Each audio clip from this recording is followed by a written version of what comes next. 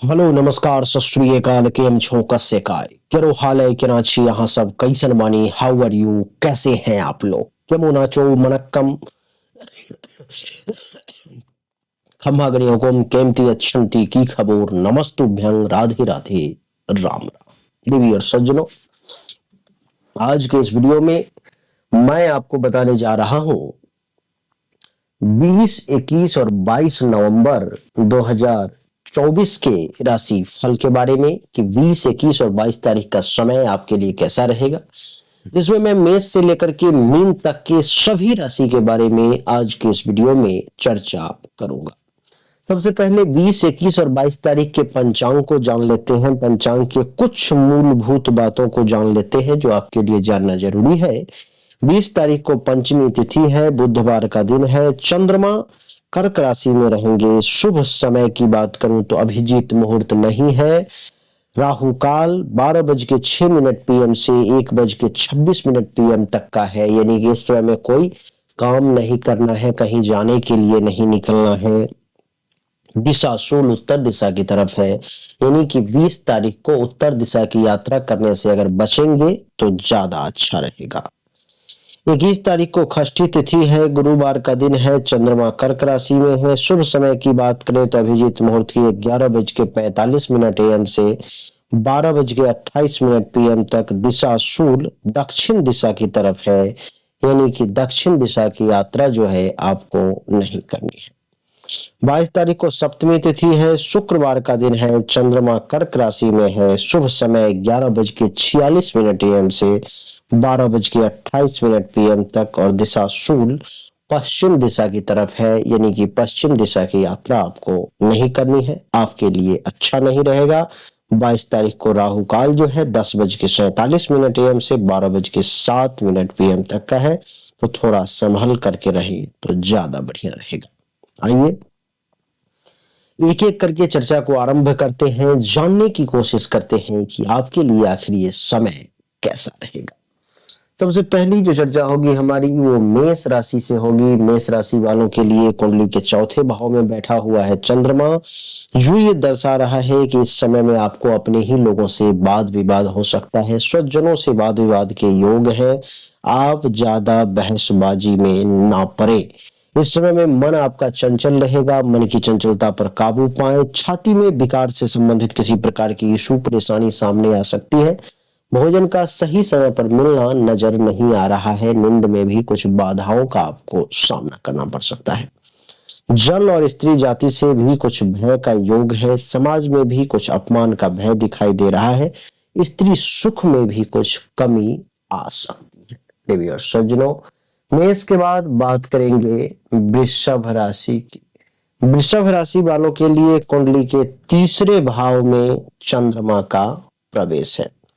कुंडली के तीसरे भाव में चंद्रमा का प्रवेश ये दर्शाता है कि धन के प्राप्ति का योग है।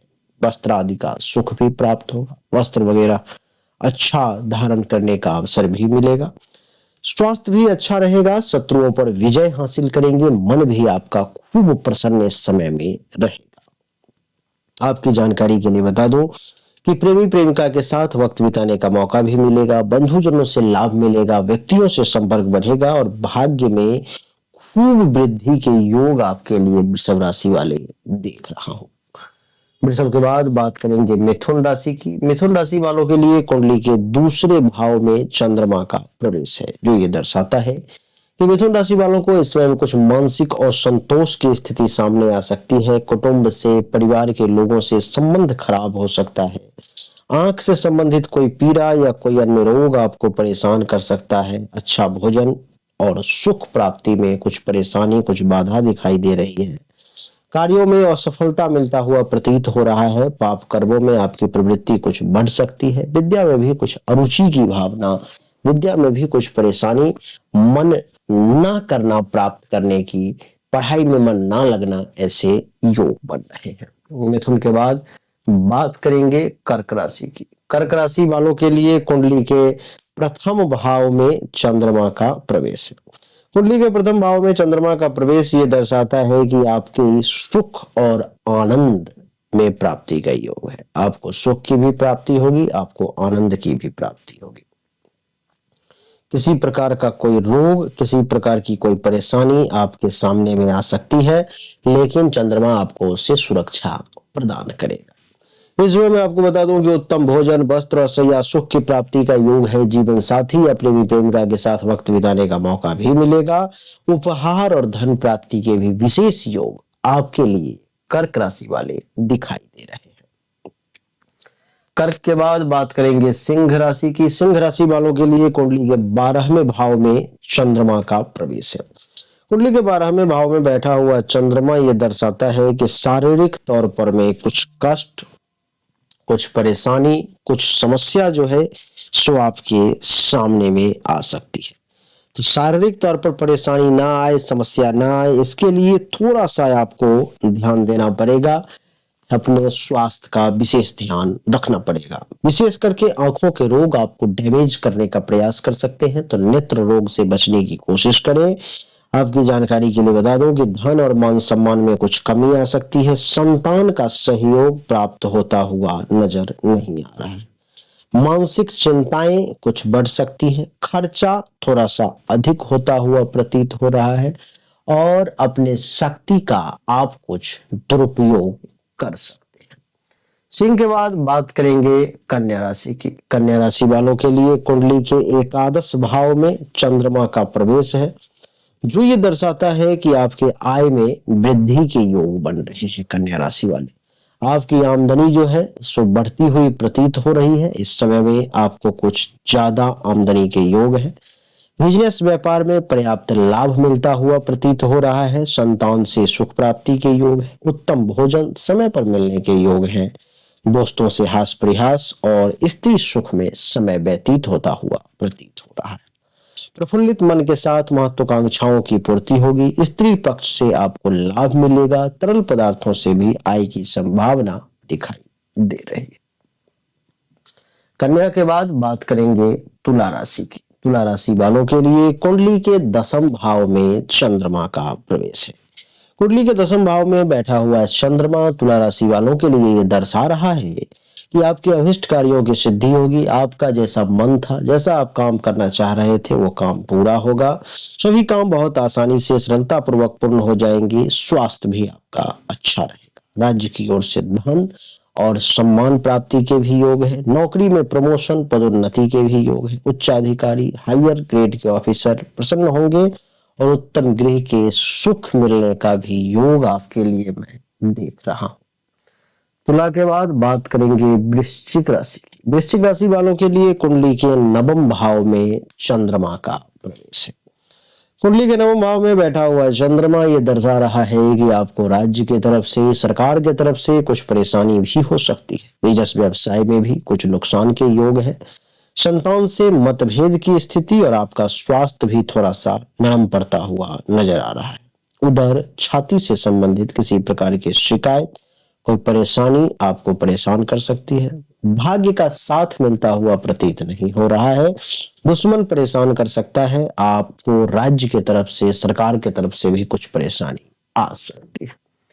वृश्चिक के बाद बात करेंगे धनु राशि की। धनु राशि वालों के लिए कुंडली के 8वें भाव में चंद्रमा का प्रवेश है। कुंडली के 8वें भाव में चंद्रमा का प्रवेश ये दर्शा रहा है कि आपको अपच, श्वास, खांसी, छाती के रोग इत्यादि परेशान कर सकते हैं। लड़ाई झगड़ा, वाद विवाद, मानसिक क्लेश की स्थिति भी सामने आ सकती है।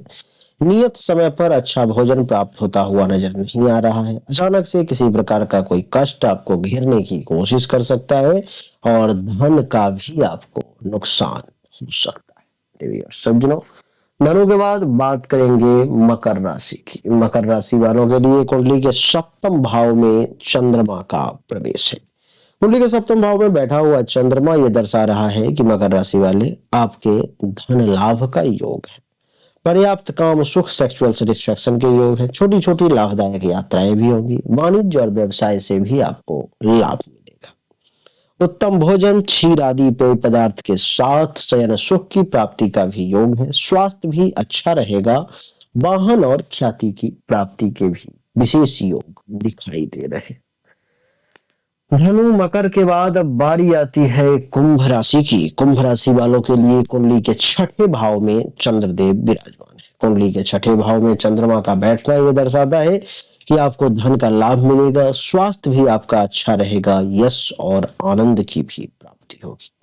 महिलाओं से भी संपर्क बढ़ता हुआ प्रतीत हो रहा है। अपने घर में सुख की प्राप्ति होगी, शत्रुओं पर विजय हासिल होगा, रोग के नाश होंगे, परंतु थोड़ा सा खर्चा आपका बढ़ सकता है, तो उस पर में काबू करने का प्रयास करेंगे तो ज्यादा आपके लिए अच्छा रहेगा। तो देखिए सज्जनों, बात करेंगे कुंभ के बाद अब राशि चक्र की अंतिम राशि यानी कि मीन राशि की। मीन राशि वालों के लिए कुंडली के पंचम भाव में चंद्रमा का प्रवेश है।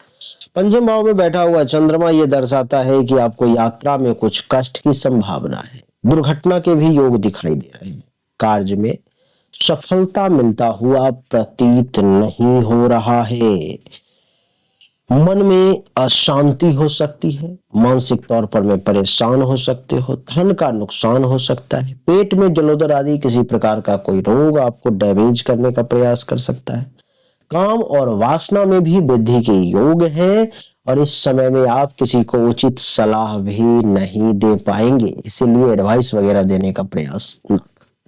तो देवी और सज्जनों, 20, 21 और 22 नवंबर 2024 का समय आपके लिए कैसा रहेगा हमने बताने का प्रयास किया है। उम्मीद जरूर करता हूं कि आपको ये छोटा सा वीडियो बहुत अच्छा लगा होगा, पसंद आया होगा। अगर आपको अच्छा लगा, पसंद आया तो इस वीडियो को लाइक करें, शेयर करें, चैनल को सब्सक्राइब करके इसके बेल आइकन के बटन को दबाएं। एक बार फिर से आप सभी का बहुत बहुत धन्यवाद। Thank you so much. जय हिंद, वंदे मातरम। बोलिए राधे राधे, राम राम।